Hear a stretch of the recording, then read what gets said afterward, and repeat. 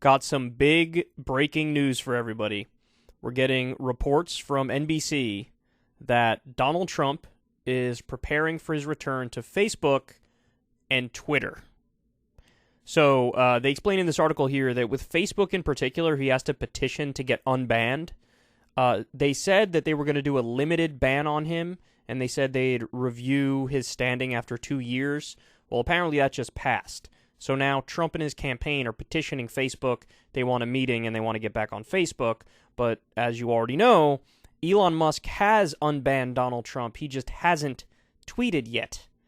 And there are a bunch of reasons for that, but probably the most important one is that since Trump launched Truth Social, he has like investment reasons and potentially even contractual reasons why he kind of like has to stay there and he can't go back to Twitter.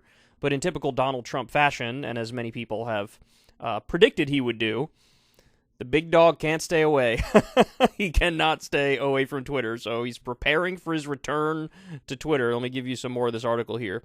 Mounting a comeback for the White House, Donald Trump is looking to regain control over his powerful social media accounts with access to his Twitter account back. Trump's campaign is formally petitioning Facebook's parent company to unblock his account there after it was locked in response to the U.S. Capitol riot 2 years ago.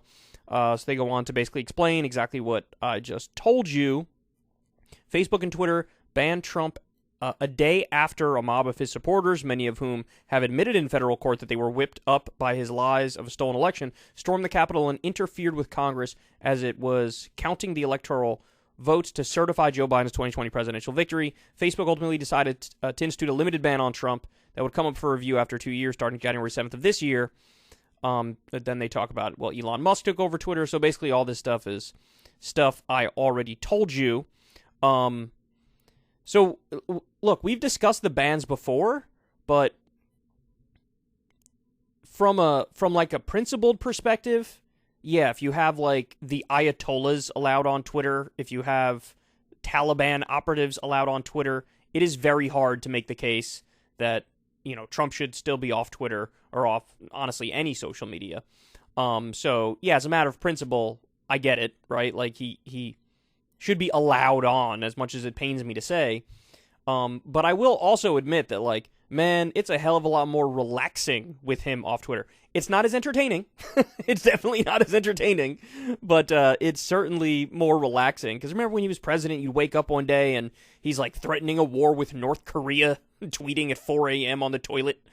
You know, like, he would, like, it was just always, we were always on edge because we're like, Jesus Christ, man, reel it in. This is crazy. This is crazy.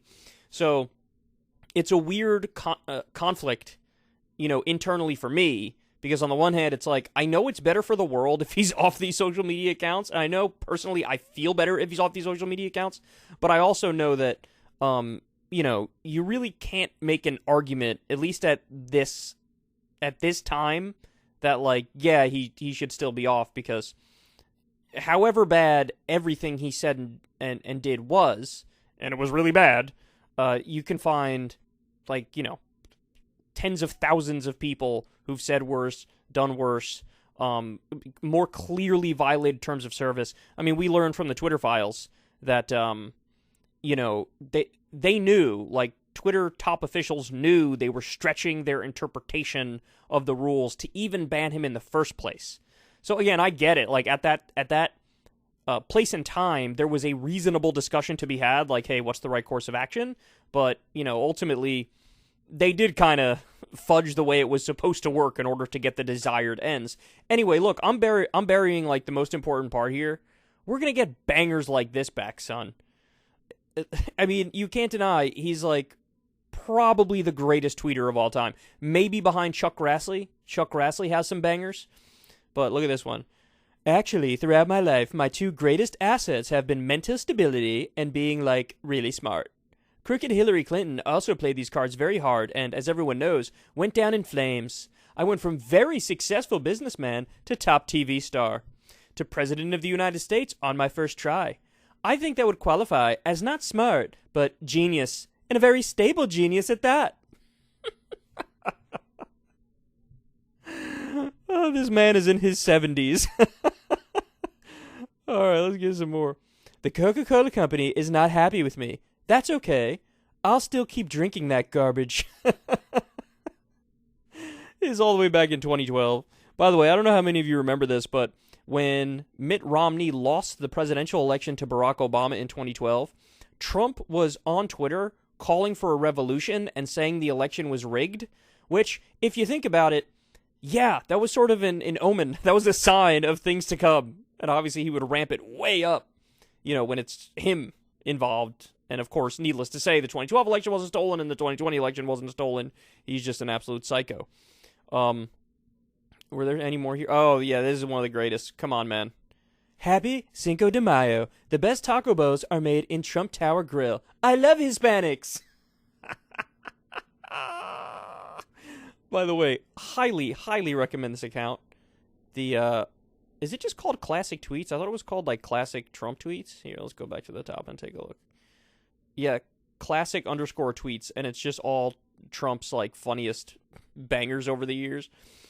So this was him while he was president talking about, or was it while he was president or just before? Let's see, what year? 2018, he was president. So, talking about the wall that he wanted. A design of our steel slat barrier, which is totally effective, while at the same time beautiful. and then you see the picture. Does that look beautiful to you? Does this look beautiful to you? Is that what you'd call beautiful? Remember all the stuff he used to say about the wall, too? He'd be like, what we're going to do is we're going to build a big, beautiful wall, but we're nice people, so we're going to put a big, beautiful door right in the middle of that wall to welcome people in. And he would say, we're going to build a moat. We're going to have a moat around the wall, everybody. It's like, what is this, Game of Thrones? What are we, going back to medieval times? You're talking about a moat? What's the year? 17? Is that the year? Jesus Christ. But I saved, this one's the best for last. Come on, everybody knows this. Barney Frank looked disgusting. For some reason, the dashes get me every time. Dash, dash. Nipples protruding in his blue shirt before Congress. Very, very disrespectful. And then the picture he's talking about is this one. Come on, man. Come on, man. Come on. Nobody has ever been more correct than Trump on this point. Keep it real. Keep it real. Keep it real. Okay, but on a serious note, real quick, I think that people make a lot of assumptions about Trump being back on social media, and ultimately, they're just wrong, or at the very least, they just don't know what they're talking about, right? Because if you're convinced, oh my God, he's going to come back, and that's, going to help him moving forward, I'm not convinced of that at all. I'm agnostic on the question overall, right? But if anything, my instinct leans slightly in the other direction. That at this point in time, if he's more visible, more in the public for people to see, given how insane he's been recently, I actually think it will hurt him, and it'll continue to hurt him. There's maybe an argument that, hey, it'll help him in the Republican primary, but, the guy jumped the shark a while ago in a way where, it actually stuck to Teflon Don. He became Charmin Don.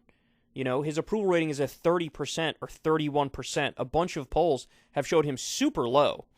And so, between the election denialism stuff and the snuggling up to QAnon and the talking about terminating the Constitution, it seems like the fever finally broke for the country. So, anybody who's an independent or even a moderate conservative, a center-right kind of person, they're done with him. A lot of Trump's strongest supporters are done with him. And a lot of them have fled to DeSantis, right? Now, there's still some polls where he's up in the primary. But again, the primary is not as big of a concern for me. I happen to believe it's basically a coin flip between him and DeSantis. But the general election is the real thing where he's kind of sort of ruined his ability to be a 50+1 candidate to win a general election. And so if he's back on Twitter and he's still sounding like he was sounding when he's off in that silo on Truth Social surrounded by Pizzagate freaks, it's going to hurt him. Right? So, again, yeah, I'm agnostic. I don't know if it'll help him or hurt him if he's back on these platforms. But if anything, I lean towards it's probably going to hurt him. Because this dude is, I'm sure he still has his funny moments, right? But this dude, by and large, is going, gone. Trump's brain is just poisoned. In the past, he was the Fox News grandpa. He was poisoned by that. But now he's like the One America News Network grandpa or the Newsmax grandpa. He's the guy who, reads Facebook memes about QAnon and goes, so true. So, and his finger is not on the pulse anymore. So anyway, my point is here, if he comes back, or now when he comes back, I don't think people need to, I guess, fear that as much as some liberals and leftists might. Like, there's this fear of, like, oh my God, he's going to come back and then what? He's going to win over 300 electoral votes in the general election or something? Like, no, man, we got a long way to go to get there, because he is at rock bottom skis at the moment. So anyway, there you have it. Pretty big breaking news, man. The big man himself, our big wet boy, is considering, or is preparing to come back to Facebook, but more importantly, Twitter.